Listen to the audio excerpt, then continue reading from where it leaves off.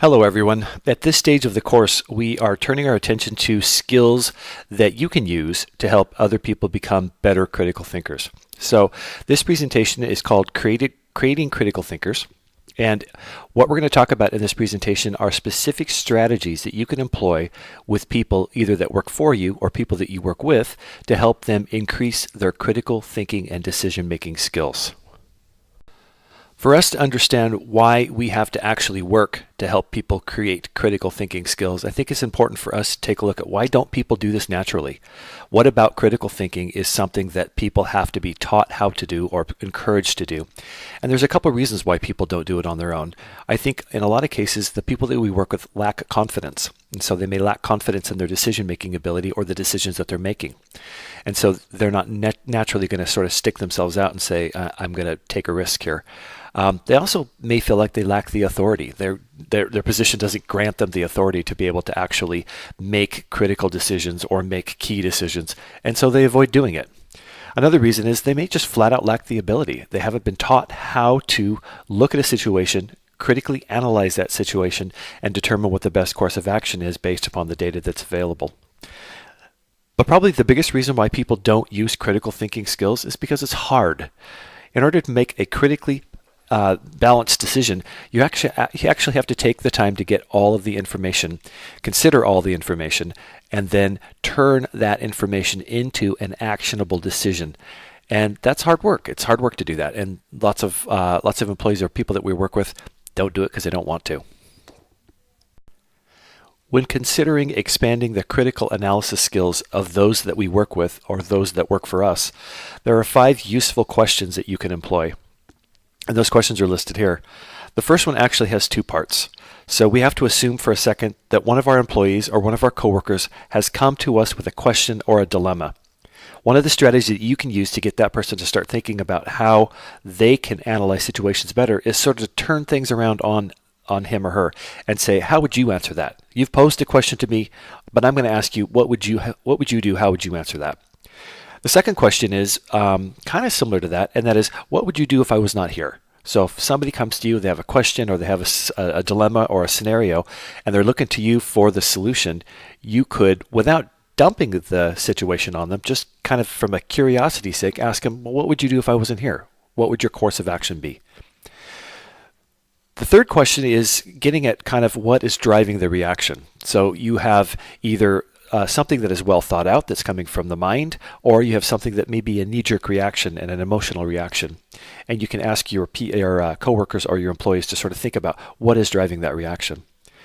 The fourth one is to get your employees to think about the possible outcomes of their choice, not just from a very short term, because you can immediately see the outcomes of a particular given choice, but what might the long-term outcomes be, and who might be impacted? And lastly, the last question you can get them to ask is, how important is this decision? I'm spending a lot of time and cycles and maybe a lot of energy on coming up with a particular answer or making a particular decision, but really how important is it? Does it warrant the effort that we're putting into it? Now let's look at each of these questions in a little more detail. The first one was, how would you answer?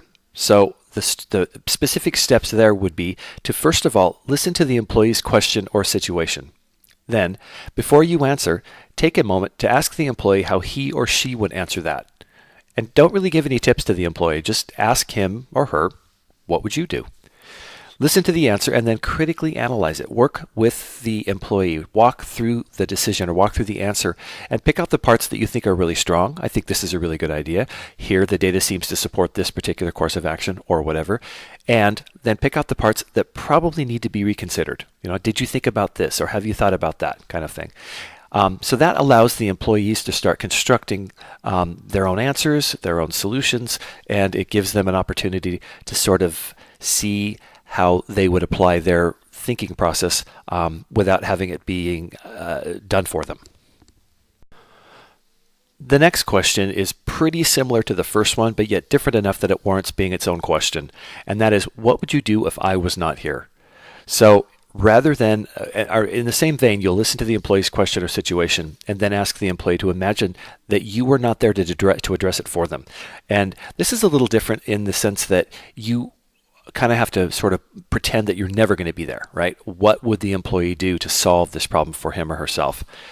So then you can, again, go back and critically analyze what the employee has contributed, the solution that the employee came up with, and pick out the parts that are strong and critically analyze the parts that actually need refinement. And then you can also ask the employee what assumptions he or she may have made that might be faulty. So when coming up with a solution, both actually in the first question and the second question, it's useful to sort of think back on what kind of assumptions am I founding this particular solution on? And are any of those faulty? Are any of those questionable? And this is really useful because it gets the employee to think about what are the assumptions that they've made and how solid and valid are each of those assumptions. There are 3 additional questions that go along with the scenario of what would you do if I was not here.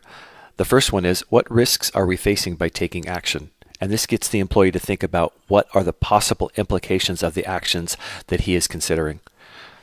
The second one is, are there any alternatives to the action that you propose? So again, this seems pretty obvious. It gets the employee to think about what are the other options, what are the other alternatives that we can look at, and why didn't you choose those? Why did you choose the one you chose? And the last one is, what if part or all of your assumptions were not true? And in the previous slide, I talked about, getting the employee to think about the validity and soundness of the premises on which the argument is based. The next question gets the employee to start thinking about what exactly is driving a particular decision or a particular choice of a course of action. And there's really 2 options. Are we thinking through our mind, or are we acting from our gut? Thinking through our mind ideally is one where we've reached a logical conclusion based on the data available, based on the understanding of the situation. We have come to a conclusion that makes sense.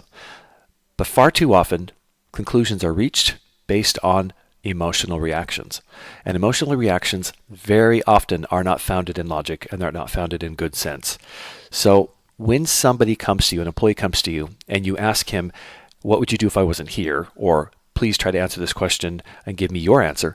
Then you can start looking at this. Well, is this coming from a rational place, or is this coming from an emotional place? The next step then is to see, to the extent that it makes sense, to try to pull the emotions out of it so that you're left with the rationality, and you can see whether or not the decision or the point at which the employee has reached makes sense. In helping employees become better decision makers, in helping them grow their critical analysis skills, I think it's really important for them to start thinking about the outcomes of their choices. And so the next question is, what are the possible outcomes of your choices? The goal here is to get employees to think about the systematic impact of their actions. And to do that, they actually have to step back for a second and look at the entire organization or the entire department as a system. You know that if you poke one part of the system or change one part of the system, other parts of the system are going to react. So get the employee to think about, from a systematic standpoint, what are the outcomes or the possible outcomes, impacts of their actions. The next thing to think about is who is going to be impacted directly. This was usually pretty obvious. When you make a decision, you know who's going to be impacted, directly fairly early on.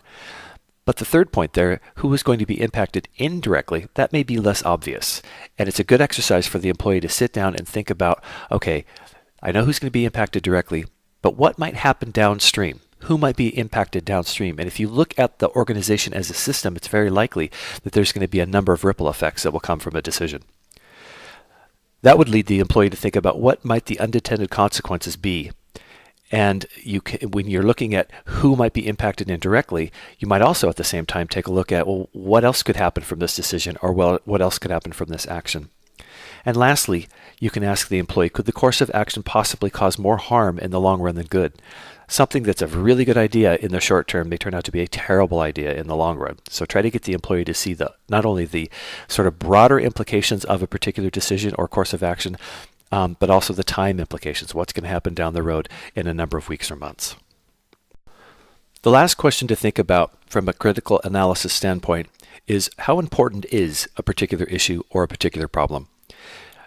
Oftentimes employees will get spun up around a particular issue, and they'll spend a lot of time on it, and they'll work really hard to solve it. They'll work really hard to come up with the best solution.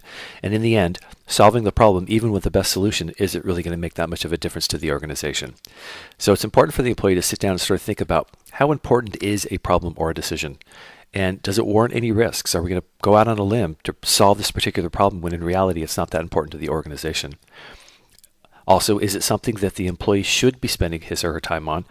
And lastly, you might get the employee to stop for a second, think about what would happen if we did nothing about this. Is it really going to have that big of an impact on the organization? Or is there really going to be no impact on the organization if we do nothing and we can then instead focus our attentions on something else? Ultimately, we're trying to help our employees become better decision makers and better skilled at using critical analysis. So that's what these skills are really all about. It's to put the employee in a position where, supported by you, the employee can step out, make a decision, or try to take an action, and you can give him or her feedback on how well that went. And again, ultimately getting back to the idea of building the employee confidence in decision making, we want to help them become more independent so that they can depend on you less. We want to allow them to have confidence in their abilities to make good, solid, sound decisions. And lastly, it allows the employee to grow. And then when the employees grow, the organization grows. And also, one other benefit of this is that when the employees grow, they can move up ahead and take on more responsibility, which then could potentially free you or other managers up to take other responsibilities yourself. So it's all about growing the organization and having the organization run smoother and sounder because you've got a staff of good, solid decision makers with good critical analysis skills.